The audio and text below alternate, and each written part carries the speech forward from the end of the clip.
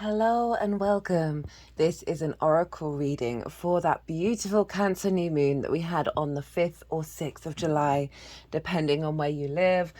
So I always pull these oracle cards before I start any transit. So they've been sitting on this desk for over a week now as I did the collective reading and the all 12 signs reading. And just the intensity of the power behind this message that's then shown up with that new moon of like really allowing us to have a deeper sense of trust and therefore nourishment in our intuition of how we move through this world with tapping into the longevity of our soul's frequency rather than the distortion of it. But it's meant that we've gone through quite a heavy process of clearing out a lot of emotional blockage. Hello and welcome, by the way. My name's Chloe. I work with card divination, astrology, and as you just heard, and as you can see, I channel multi-dimensional energies through my body, both in the form of physical and vocal light language, and they often respond to what I'm talking about, what messages come through, and they bring in healing, attunement, and activation codes throughout. Now, there's a lot of big shifts in the astrology in regards to the beginning of this lunation cycle, with the Cancer new moon followed by the second Capricorn full moon, which will be our next lunation. I talk about this in great detail in the collective reading, as well as touching on it on all the 12 signs. By the way, I work with 6-month cycles, so that all 12 signs series is live. It's taking you throughout the time frame until the Cancer full moon. So all of the messages in there are still very relevant of how to work with the energy that came through with this new moon. So we'd shifted from inconjunct lunation cycles from Aries season last year, right? This is rather than the opposition. An inconjunct is kind of like a straight line with a kink in it, right? And so this is going against traditional ways of thinking, straightforward, straight line energy.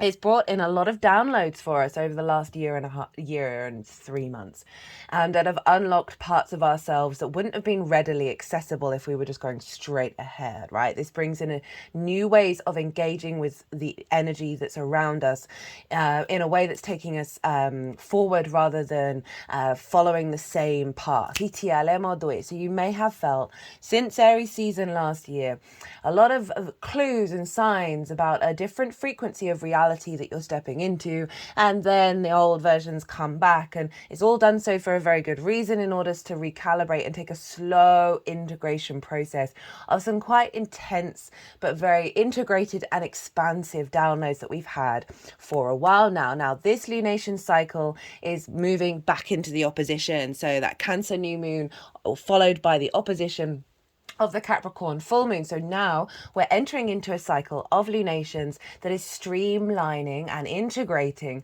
all of those very maverick, inventive, inconjunct downloads that we've been receiving. And it's allowed us to have a sense of maturity kick in. And I don't say that about not having fun, but a level of understanding that there are many ways of going about things. There are many paths that we have walked in this lifetime, in all those that have come before, and really making peace with a certain level of discordian energy that we may have felt shame, regret over, a sense of wanting to hide away from parts of ourselves, from parts of our emotions. There's a level of maturity that's come in with this new moon that is allowing us to really refine and bring depth and nuance to the emotional connection that we have on a personal level, which is Cancer, ruled by the moon, very intuitive in nature. And I definitely saw a shift of that the morning after the new moon, of having been in quite an emotional, sensitive state. And I've observed this in other people, of like feeling kind of trapped in the same pattern like a drain, a heaviness, and then a shift happening of no, we're moving to refinement. And why is this such a big shift? Well, one, because the Cancer area of our chart, since July last year, when the nodes moved into Aries and Libra, Cancer then became square the nodal axis. and represented where the south node energy was showing up in our lives, right? The south node is the tail of the dragon. It represents release, a purification, right, of things falling away, as well as a heaviness and a drain. And across the All 12 Signs video series, as well as the messages that I'd been getting through in the lead up to doing this series, and these cards right here, it was sort of like an acknowledgement. Okay, well, we've done all the sort of more the drain, like things not manifesting. The South Node is sort of an inner yin esoteric experience. It's calling you to bring depth and nuance, but often like things, there's a heaviness, there's a restriction, because it's getting you to pause in order to really find that refinement. But we've gone through a lot of the things not manifesting outwardly in wherever Cancer falls in your chart, the drain, the heaviness, the sort of the emotional stagnation while also being withdrawn, while also being hypersensitive. All of that, it's not that those things aren't going to come up for the remainder of the transit of the nodes being in Aries and Libra, but we're now with this new moon shifting to the refinement, right? The depth, the sort of the deeper meaning behind it all. That is giving that level of maturity for us to be have some perspective. The maturity is also coming in with the grand water trine with Saturn over in Pisces and Pallas Athena over in Scorpio. So all the water signs were activated with that new moon.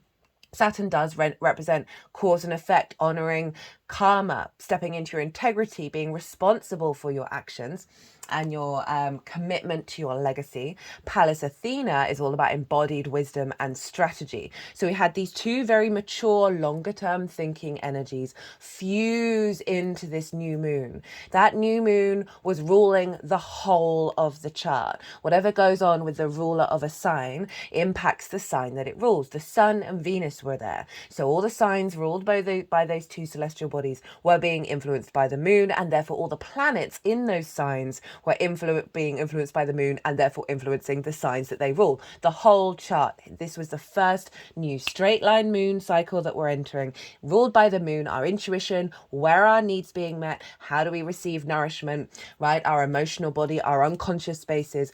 So we had a full holistic integration of every area of your chart being pulled back into the moon's domain, right? Gonna fulfill our needs, gonna fulfill our nourishment. Intuition that's more in alignment with our soul's frequency, because we're making peace with the past, we're refining our capacity to tap into our intuition, and all being strengthened by the maturity of Saturn and Pallas Athena, which is helping us think in the moment, but in terms of a longer trajectory, right?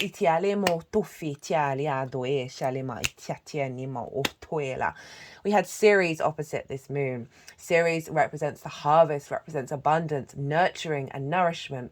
And so we're receiving that nourishment with Saturn, the Saturn-ruled sign of Capricorn, which is like the longer term legacy earth energy. So the power of being able to keep going, to understand that bigger trajectory, even if it's just on the unconscious level, we might not be fully clear of it in the conscious mind. But just it helps release a lot of distorted entanglement that we can get very much in the moment, right? It's never about denying the emotional body, but it's about acknowledging that we are multifaceted, multidimensional beings. You can hold space for many different perspectives and emotions all at once, right? We can be in that grief, we can be in that pain, while at the same time, I mean, it helps me, right, of knowing this isn't the last life we live. Everything is a lesson. Everything. And just the awareness of that helps us just be, okay, I'm not going to suppress this emotion. I honor this. I am at peace with this. Even if I'm not at peace with it, there's still a part of me. Sorry, my throat's just about to go. I'm just going to pause and let that come out. I do apologize. Yeah, so it's like it's the paradoxes of the universe, right? Of being in the now while also being very mature, while also still being quite in our childlike space. All of those things all rolled into one. Now, let us get into the oracle cards. I've been really looking forward to reading this. And the first card up,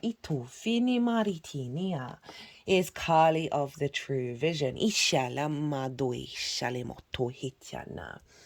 This is a deck by Kat Shaw. All the decks are in the description box if any of them take your fancy. I believe this came from Etsy. Itiale Moduela. The word for Kali of the true vision is creation. Itu filemari shalemo toila. I am positively transforming my inner dialogue as I see with true vision. Ishutu fiene maite na die shalema otoela. Kali of the true vision is standing in front of you as you draw this card and looking deep into your soul as you utter every excuse to try and self-sabotage your true path to enlightenment. Why do you do that? Kali of the true vision will tell you exactly why you do that. Because you do not feel worthy of greatness due to the limiting thoughts on your abilities that you still carry with you. It is far easier for you to stay shrouded within the shadows of mediocrity than to soar with confidence into your fullest potential. For in that space of greatness, you are vulnerable. You are open to criticism from others as well as failure. So you stay restricted on the pinnacle of your victory. Well, no more. It is time for you to use your true vision and observe yourself harshly through your eyes of actuality, integrity, and candor. Question yourself repeatedly, asking why are you blocking your success? What is choking you? What is holding you back? Why does success lead you to shrink? What would be the outcome if you got what you truly wanted? Sometimes the answer to this is that by not having what you truly desire, the things that mean so much to you, then you have nothing to lose, which keeps you loitering around in a space of security. But to live a mediocre life will slowly assassinate your soul from within. I would switch that with to live a non-authentic life. Another key reason for potential self-sabotage is a lack of self-esteem and self-worth and self-belief. This can have many different causes, but the effects are the same: feelings of worthlessness and the belief that you don't deserve success. Kali of the true vision is the creator. She will create new thought patterns. This card has not appeared for you by coincidence. It is your time. She knows that your magnificent essence was not born merely for survival, and Kali of the true vision will drag you kicking and screaming to the next level of your development. Take the leap. And this is a message from her. I am she who creates from her own source and feels worthy of the greatness bestowed upon me. I am the form of unformed potential and the dance of renaissance when you feel that all hope is lost. I destroy only to recreate, resurging your fierce potential and self-value. I am the creator. So that ties into one of the core collective messages that came in the collective reading was, even if we feel like we're in the desert, we always have the capacity to tap into a water supply, that water supply within us. And feel the cup runneth over, feel that Ace of Cups. And it also is linking into the South Node energy of a lot of things need to be released, i.e. destroyed and transformed, for this ability to be able to step into a level of self-worth, right? The moon represents our emotional body. Where are we getting our nourishment? Where are our needs being met? And so often when that's not the case, we internalize that as a lack of our own value of why our needs have not been met. And now we're refining, and now we're stepping into the depths and nuance that is activating a level of creation that we are not going to see for another 18 to 19 years, because that's the next time the South Node manifests over in the sign of Cancer, by way of the Libra Aries axis. And so often our emotional body creates those thought patterns, creates those ideas in our heads, those thoughts that we say that then recreate the emotions of trauma and neglect that we feel, the sensitivity that we feel in our body in order to keep us safe, because that's what our emotional body knows as a good defense mechanism. This is saying we are moving beyond the defense mechanism. There's an element of standing in your own power and being able to create. beyond the limiting emotional body. And that's the level of maturity that's coming in, and the integrity. I mean, that word was mentioned. From Saturn, from Pallas Athena. So we have the Orphan card. Oh, that was hiding. Forgot that card was there.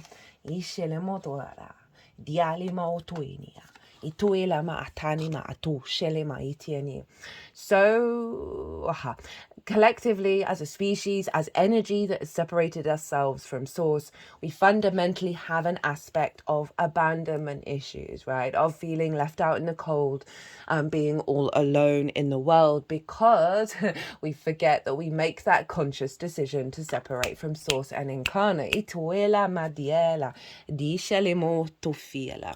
it's all in order to reconnect. And so interestingly, the moon does represent the mother so often. It also represents the people in terms of the collective energy, right? Of that sense of coming back home, of feeling connected, feeling nourished, as well as, wanting to give support. So I really love that the Orphan's shown up, of like the deep tenderness. Venus was in the sign of Cancer at the time, conjunct the moon, of a real tenderness and a desire for reconnection. So we may be still left out in the cold, but we are not feeling that wound in a way that keeps us small. The wounded child, the abandoned, the beggar. To study the orphan is to study the deep and challenging energy of our time. We are ever more connected, yet face collective isolation. The refugee crisis haunts our planet. Children are separated from parents, and the earth begs for our attention. We're in a time of universal orphanage, of nature, of each other, of our own heart. Take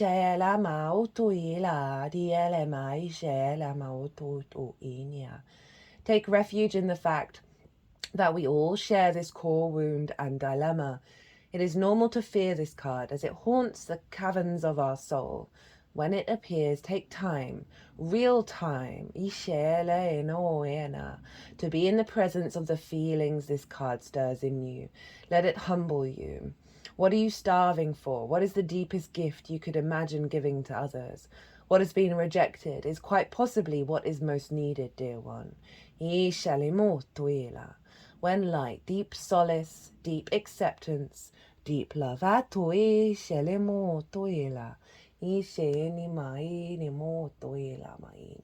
Tenderness beyond tenderness is required. Imagine holding yourself in your hands. To recognize that each one of us fears rejection and isolation is to take one step towards the orphan. More kindness always. They've just put the card over my heart chakra.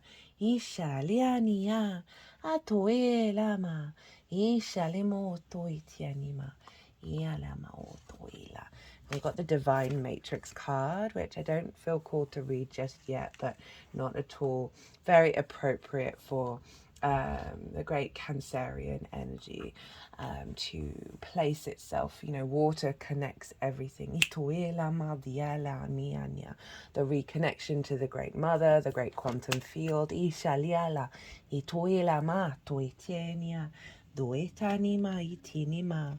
O tofia lama eteni at inima ot onima yinima o toinima.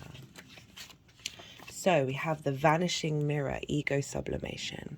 And this wound feels like something that we're not obviously going to completely release it, but genuinely a stuck energy that the South Node has now helped release the toxins around the impact of that that is released in order to activate the main cycle with this new moon. Vanishing mirror, ego sublimation, letting go of self-centeredness, becoming a vessel of possibility. Do you ever wonder if your self-definition has become too rigid, too fixed around what you've come to learn, so that you contract your life into zones of safe versus of unsafe? I mean, that's bringing in the orphan energy and the limiting energy that's come through that we're releasing with Kali, of the true vision. This here is okay, but over there, well, that might be too risky. Judgment, fear, self-righteousness, and overconfidence are only some of the traits that keep you from evolving. We are all products of our conditioning, so remember that this is part of the human experience, yet you are not meant to remain static, seeking only what you expect, even if it appears ambitious, is still too narrow. So those inconjunct downloads, we're streamlining them, right? We're bringing that new reality, that new frequency that's transformed a lot of the old cycles that we as individuals and as collectives that we've been through. There's a level of trust that I said that's come through with the intuition, that you're going to hold that even if it's in a scenario that previously you would have been like, not a chance.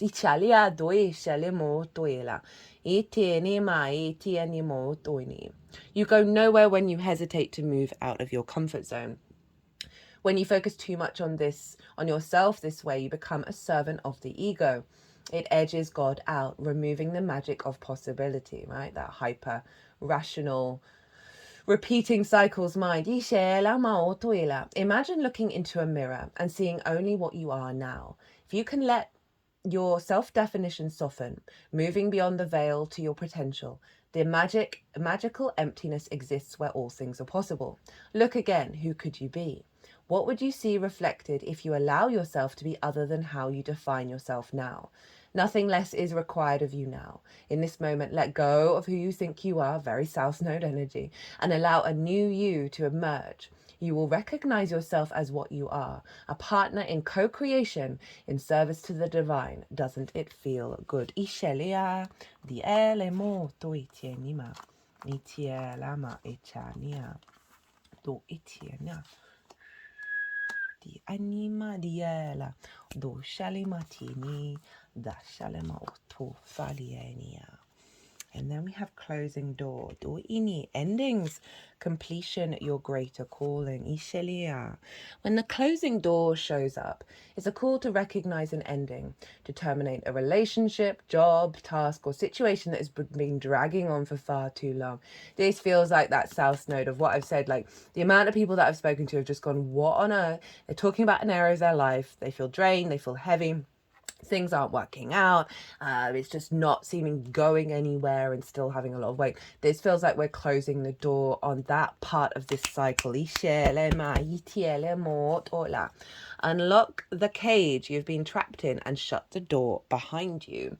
This is not the time to worry about what others may think or feel. Instead, break with your routine, consider what you think and how you feel, and be true to your heart's calling. It's time to... Venus was very closely in alignment with this moon. It's time to walk out the door. If you do not see a door but only a solid wall in front of you, ask for assistance. Muster the courage to say no more. Remember as well that no one else needs to be wrong in order for you to do what you've known you've needed to do for a long time. If the door to a project or a relationship has been closed to you, stop knocking on it. You have tried already and no one answered. At least not in the way that you would have liked. Take this as a gift. Difficult and painful as it might be, move on. Every door that shuts is an invitation to find another way, another path to your destination. Better to recognize this earlier rather than later. How many of us leave a relationship or job years after we knew it was time to move on? Stop wallowing in the pain and lingering on the reasons why things did not work. It is keeping you from your greater calling. Bow down before that closed door. Give thanks to the lessons and set yourself free.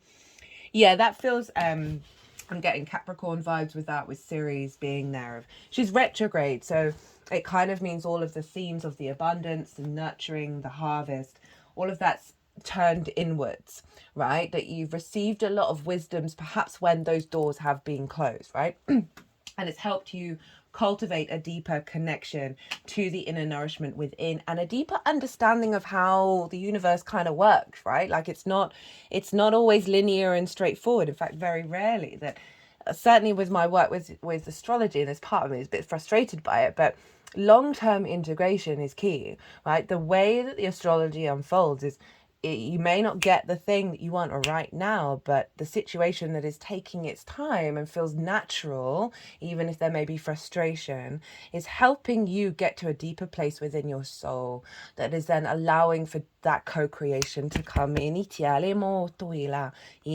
The divine matrix. Interconnectedness, synchronicities, God coincidences, God incidences. I always get that one a bit wrong. Everything is connected.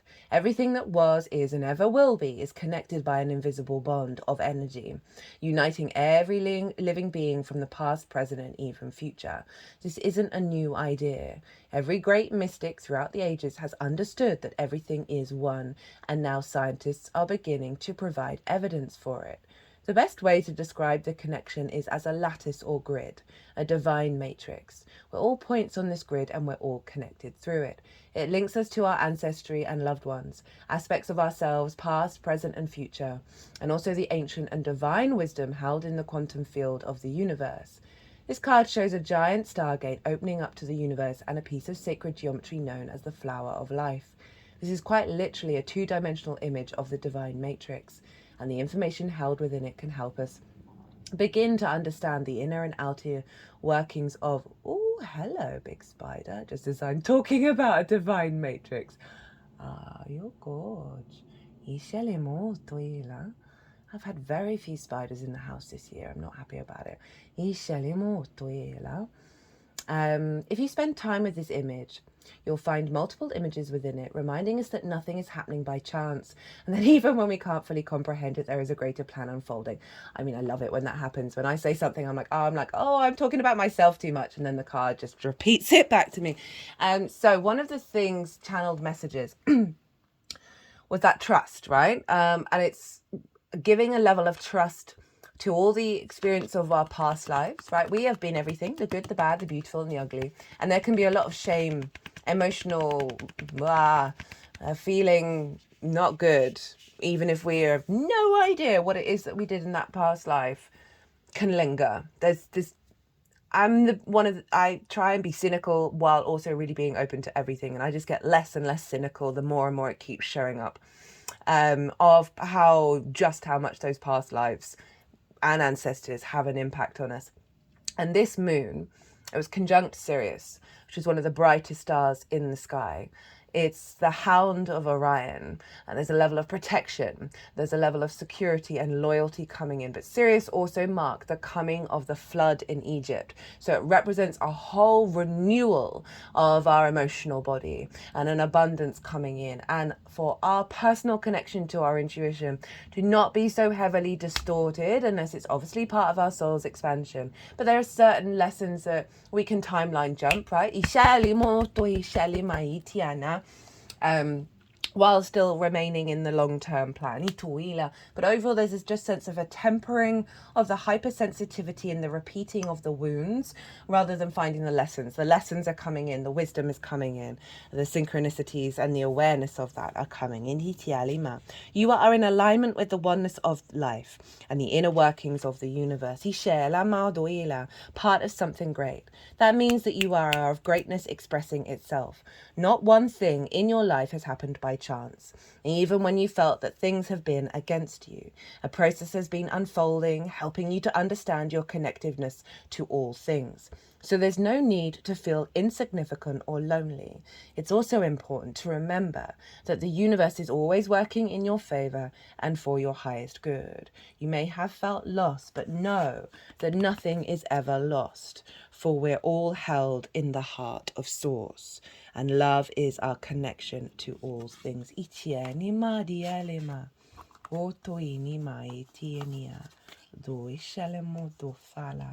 Iana o tom I shalima o tufani adiana ma tuana di ela. So I felt called to use a card from the Divine Feminine Oracle, as Venus was very closely in alignment with this lunation.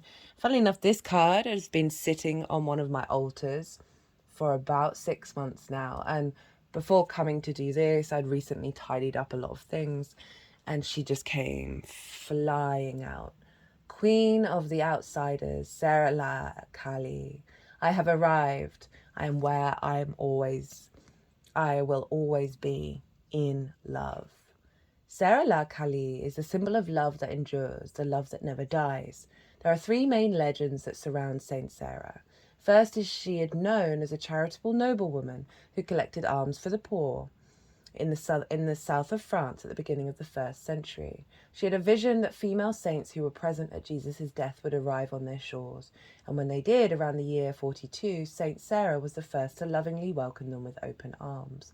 The Golden Legend from the 13th century says that Saint Sarah arrived with the three Marys, Mary Magdalene, Mother Mary, and the Mary of Bethany, as one of their slaves. She was said to be an Egyptian, very beautiful and endowed with healing powers.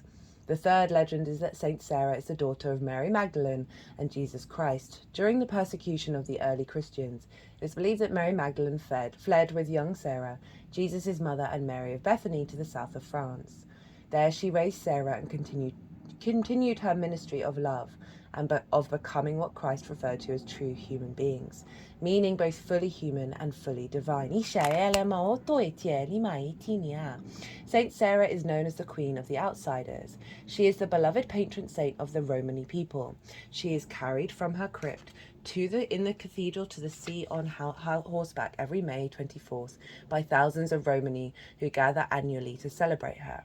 There is an ancient chest in St. Sarah's Cathedral that contain the relics of the three Marys. St. Sarah represents the spiritual tenets of the Camauge cross, faith and hope, but above all, love. When you select this card, how your soul selects this card even, no matter who you are or where you are, St. Sarah's love is the kind that reaches you. There is nothing you need to perfect or prove. There is nothing you need to wait to become. There is only the deep abiding truth that love is not outside of you. You are never an outsider to love. You are love. Saint Sarah is the ultimate love card, the one that whispers what you've always known. That love is our true purpose and our only true home. Love is where we will all arrive, no matter how persecuted, how lonely, how outcast we may feel, no matter how long it's been since we felt loved. Saint Sarah is the healing that comes when we embody love again. She is here to welcome us back to the singular destination we have actually never left. Home is only ever as far as we allow ourselves to be separate from the space of our own heart. Now, obviously... Cancer is very much linked into home, linked into that sort of tenderness and that nurturing energy. And with that Venusian energy of re-establishing a stronger connection to our heart in regards to feeling safe there, feeling at home, and not, again, the hyper distortion of our sensitivities that can keep us locked into those patterns that block our true vision. We have this work card. This is from Rumi's Gift by Honarvar. This is a Rumi oracle, and Rumi was a Sufi mystic, and so they wrote poems. They span like spinning stops. Very spiritual practice, spinning. They drank wine, they called God the beloved. Everything was about love. And so this is such a beautiful deck. There's so much wisdom here. Take heed, as this is our motto. What do? We love life. This is our work. Like vigilant farmers, we sow seeds of love wherever we go. Please don't ask us to be accountants of wine cups. We are worshippers of the wine. I'm just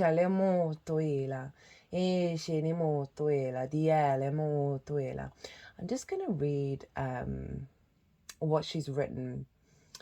I love that it says sow seeds with a new moon, of planting those seeds of intentions around our emotional body and love as well, and our connection to that without it triggering vulnerability that freezes us, but instead triggers vulnerability that allows us to step into the courage within ourselves and allow ourselves to be vulnerable despite what may happen, and not with expectations or assumptions of how things are going to turn out. And that, trust me, I know I talk about that a lot. It's very difficult to do.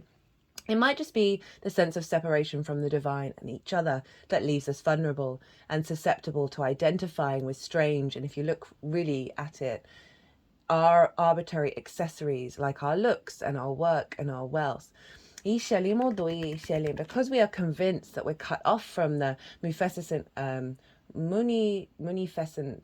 don't know what that word means, source of life, we then become hungry ghosts, but are both unable to partake of the infinite and protective of our paltry belongings and identity. So again, it's bringing that in that orphan energy of what's coming through this new moon is our ability to connect back to the love of our life, rather than as seeing ourselves as separate, and that because we still are, but that separation is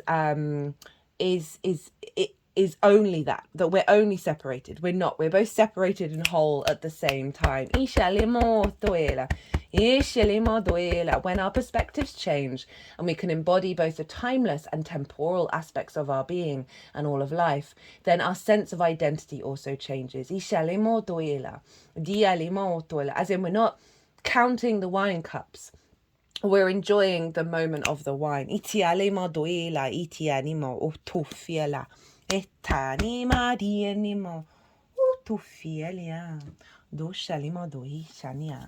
Now we have the mask. How are we doing for time? Oh, no bad. No bad.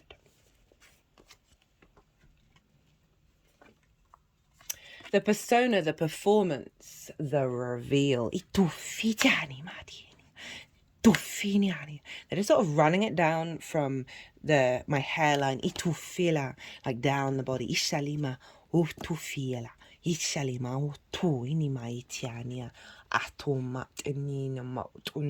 what's popping into my head is what I had with the Ceres asteroid come through a fair amount. In Capricorn, the collective final earth sign of the mountain energy, of she was digging up from deep within our inner mountain a resource incredibly ancient. And that just popped into my head as I had my finger over this sort of void energy, and I say that in the most beautiful of ways. That we've had to clear and purge certain masks that have kept us safe that we no longer need, as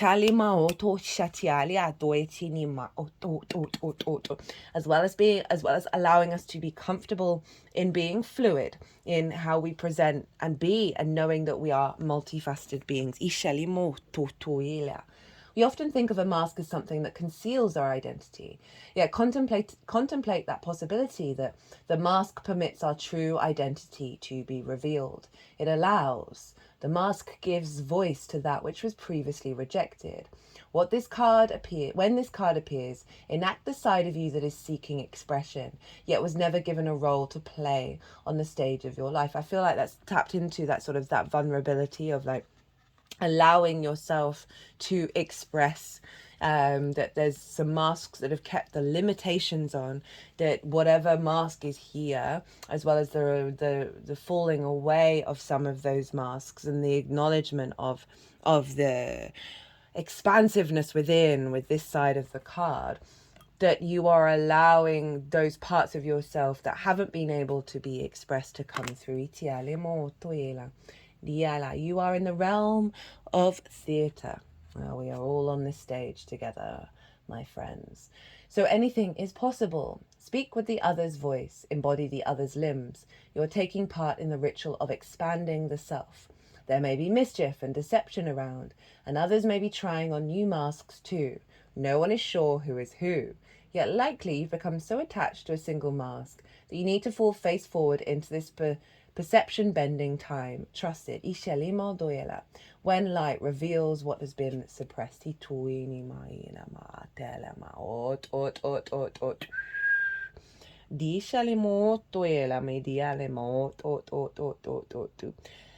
As the Zen koan suggests, meditate on your original face, the one you had before your mother and father were born.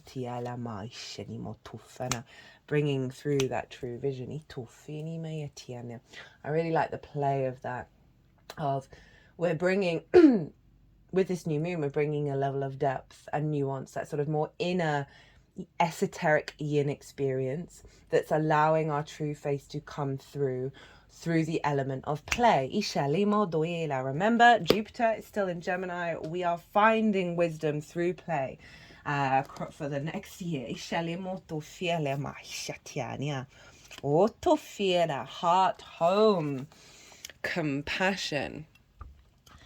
Again, it's any wounds we've had from past life energy, from ancestors, of infusing the nourishment and trust within our emotional body, our water body, which holds so much memory, requires a deep amount of empathy, right? Of not shaming and rejecting those parts of ourselves. I mean, compassion's just it's a variation on a theme of empathy, of being able to so compassion's more being able to see it from your perspective, understand how you would respond to that thing, whereas empathy is more walking a mile in somebody else's shoes and genuinely understanding their experience rather than bringing it back to yourself.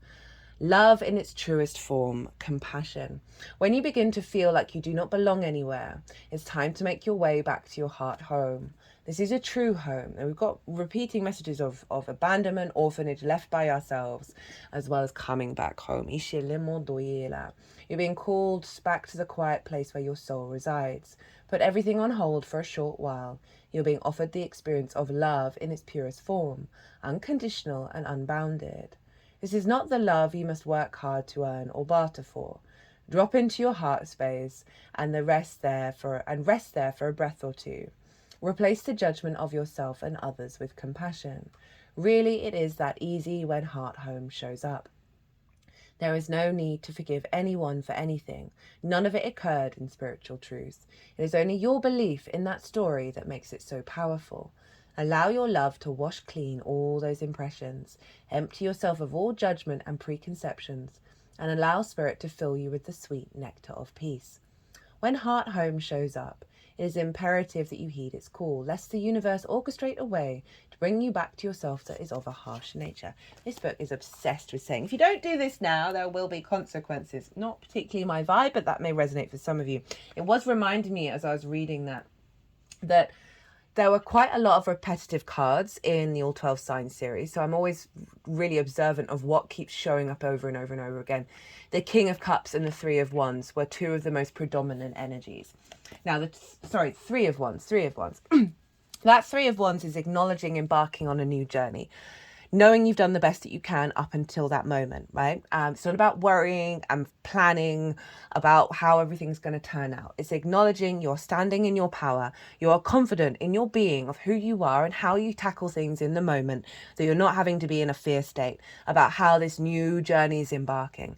And then that King of Cups, very much in emotional control, sitting on a stone throne in a stormy sea, not bothered at all, knowing that emotions are their power, that they can take sovereign action on them rather than be distorted by the external world, right? It's the King of Cups is very much in the eye of the storm, which is where we kind of want to be all the time.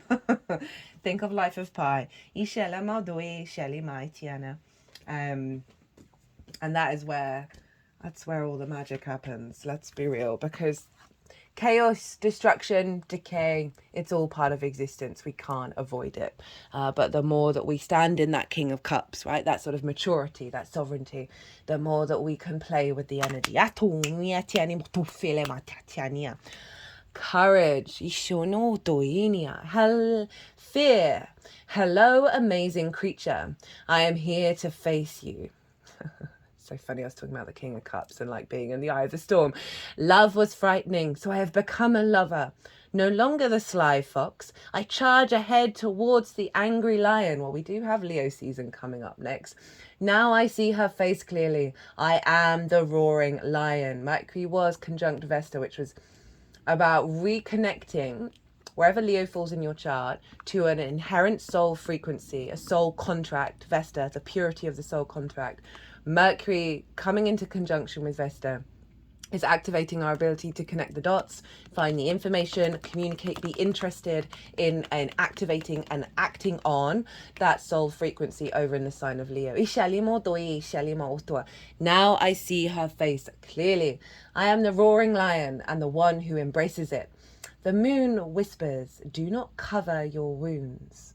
Love can only heal if you stand naked. If you think about the strength card, that is about vulnerability. That is about, through love and kindness, interacting with your instinctive and higher self together by not trying to dominate each other, respecting one another. And then you get the infinity symbol, which is like a generator. It is through the courage to be vulnerable. It's just summed up what I mentioned earlier on in the reading. Beautiful, right? As I said, that this moon is activating our capacity to be vulnerable without it just like digging down and like entrenching old patterns that feel like those wounds, that sort of that scathing sensitivity, and I want to say deep tenderness, like if you'd even brushed over it slightly, it would like be like a dagger stabbing through your heart. That kind of vibe. That's what I feel. We are activating a capacity for us to not feel that in a way that diminishes our understanding of who we are and why we're here, right? Rather than feeling, and I was having conversations with someone, we've both got it in common with one another, that we have to work on. I've been working on it loads. That if I get something wrong, if I knock something over, if I go in the wrong direction for a minute, my body used to feel full blown, how dare you even exist? You worthless piece of, like, you are wretched, you are despicable, you're a disgrace, I'm so disappointed in you. My whole body would feel like that. Like if I dropped a pen. And the ridiculousness of that. That there is this, why am I even mentioning this? Oh, my brain is completely gone. That there is a part of ourselves that feels that orphan energy, that I am not loved, that I was left behind, and therefore everything that we have to do has to be a level of perfection, and this distorted idea of perfection, of we cannot have vulnerability, we cannot have insecurities, we cannot have faults, because it's going to be whatever tribe we've managed to connect to is going to just throw us out. This moon feels like a real release. That's still going to be there, don't get me wrong, it's going to be there in layers, but release that. Oh, that's the tenderness of the wound, that sort of that hyper energy that freezes us, that fills us with limiting beliefs. The river, the stream, the flow, the current. There is a reason so many rituals of change and rebirth take place in the river. It is the forgiveness embodied in physical form. Without asking anything in return, the river washes away what is no longer necessary, smoothing over sharp edges and accepting all our mistakes and grievances. There we go. Once we step in, we are no longer in control. The river carries us farther down the stream of transformation that we plan to go. Its waters have a special gift for reflecting back to us a new and dreamlike vision. Once the tears have passed, we see ourselves as we haven't before, with a little more lightness, grace, and fluidity. Keep in mind that you stand within the river is the real you, full of deep emotion and potential. Nothing to hide, nothing to judge. May you drink in the sight of your true self. When light, acceptance, grace, reflection, forgiveness.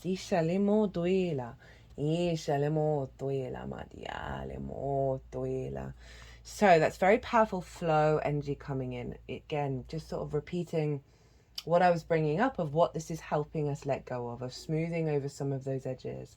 Right? Those edges are still going to be there, but there's just an understanding of the process and knowing that all things are changing, right? This is cardinal energy, Capricorn and Cancer.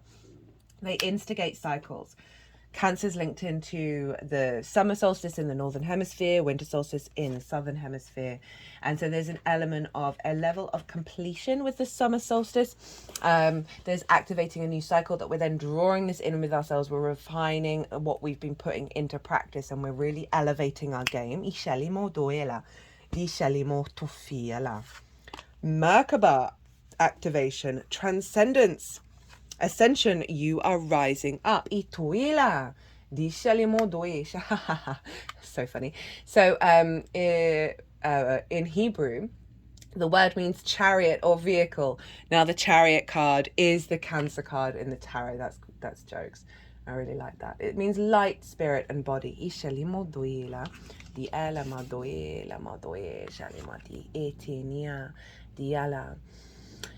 This is acknowledged as the light body or vehicle that we can activate for the ascension process. It has been said that it's surrounded by an 8-pointed star, and when we are aligned on a spiritual level, the star spins at great speed, creating a sphere of unbreakable light around us. The sphere of light can help us move between the dimensions. While we are having a human experience, it creates a portal into the divine matrix, so that we can connect with guidance and walk the path of light. You are raising your vibration and becoming magnetic to the presence and wisdom of light. You are in a space of ascension. The ascension process isn't about leaving this incarnation or dimension, but finding harmony within it. All of the attention, love, and care you've been giving to your body are supporting your spiritual journey. A powerful gateway. I feel like that's the healing of in the water within our body. That we're grounding in with the Capricorn full moon. A powerful gateway of light is surrounding you now, allowing you to connect with the divine matrix of ancient wisdom. It's important for you to be aware of information, energy, and downloads you are receiving, for all that's coming through is supporting your expansion. You're moving up a level. It's time to fly. Woo! Powerful stuff. Powerful stuff. There was something that popped into my head while I was saying that. Anyway. Yes. Mars and Uranus are coming into conjunction 14th, 15th of July. That's in Taurus, our physical body, our physical senses. Mars is our motivation, drive, and action. Uranus, very sudden, very inventive energy. The path clearer, the breaker of chains. Wants you to be uniquely you on your soul's journey and give you the confidence to do too. These two planets are the most independent planets out there. I'm going to be doing a pick a card reading. That's going to be wild. Can't wait for that one. When they were talking about the body, and I was talking about the emotional body, and then I was reminded of that, and I feel that's activating the next level of our ascension. Okay, we've got 2 cards from the Healing Waters deck by Rebecca Campbell, because obviously we're dealing with a water sign here, so let's get this out. And also the grand water trine that we have. Planetary wave. Soul mission, trust the inner call, soul team. Your soul chose to come into this body on this planet at this moment in time. You didn't come here on your own, you're part of a larger soul team. Sometimes it can feel if it's just you in this thing all alone, going back to the orphan energy, but that couldn't be further from the truth. You're one droplet in the vast ocean of consciousness, here to flow with life. You're being called to trust the current, your own river, and to answer the call deep within. Take the weight off responsibility and that you need to travel this life on your own. Call in the ones who get you. Realize that you're part of a larger team. You are but one thread in the great tapestry of life. Your mission is clear. Keep doing what you're called to do. You never know the full impact that your being here on this planet will have and is already having. Keep trusting the call deep within. The more you embrace who you truly are and surrender to, and flow with the current you're being called to, the easier it will be for your people to find you. Like 2 rivers that meet and remember that they're made of the same things, you are not alone in your calling. What a beautiful message. I also felt while reading that you've got a lot of soul family support on the multidimensional sphere. And when you're in those flow states, when you're to the chariot, right? The Merkaba and the river. The chariot in the tarot isn't holding any reins of how the vehicle's being guided through the world. They're surrendering control. And this isn't about not instinctively or intuitively taking action. It's not having plans, bigger picture plans, but in each moment of not being in conflict with your reality and your situation. And the more that we do that, the more we get into our own strength.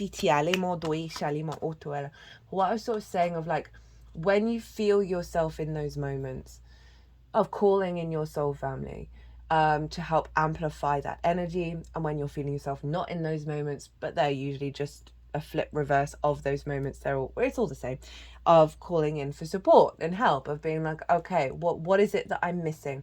Can you, and then surrender it, don't think about it. And often when you go about your day, something will pop up, like a synchronicity will come up that's like just giving you the exact download that you need. The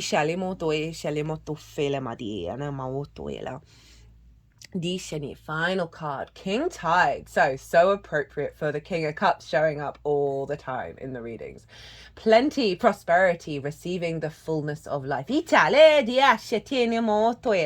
And especially high tide that occurs several times a year when the moon is either new or full and is closest to the earth in its monthly orbit. The king tide swells the waters of the world. The king tide is a time of plenty and abundance. It's time when everything seems to be at its fullest and most alive. This card delivers a message of receiving all that you've created, of opening yourself up to truly enjoy the bounty of where you are while it's here.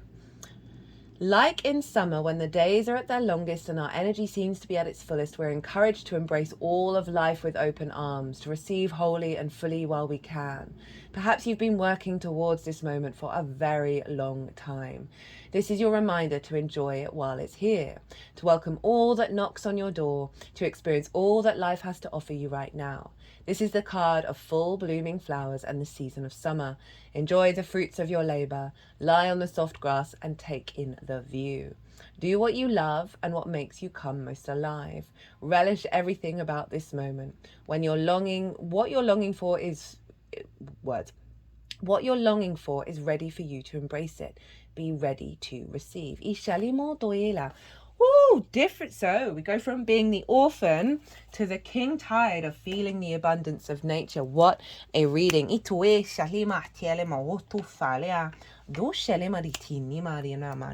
this beautiful moonstone in the sphere of the moon wanting to show up here. It was in one of the pick a card readings. I cannot quite remember which. I think it might be Saturn or retrograde. All the pick a card readings, by the way, are in their own playlist, as are all the things for different planets. Thank you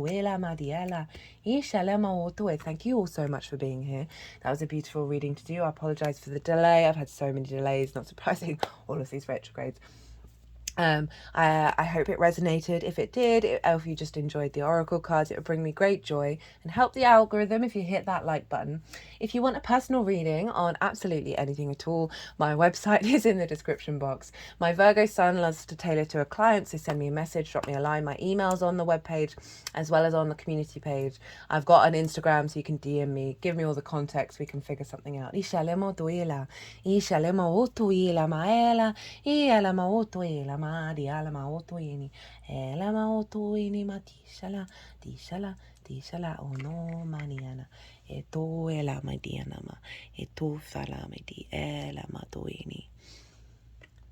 good to yourselves, be good to those around you, safe travels, and be well until we meet again.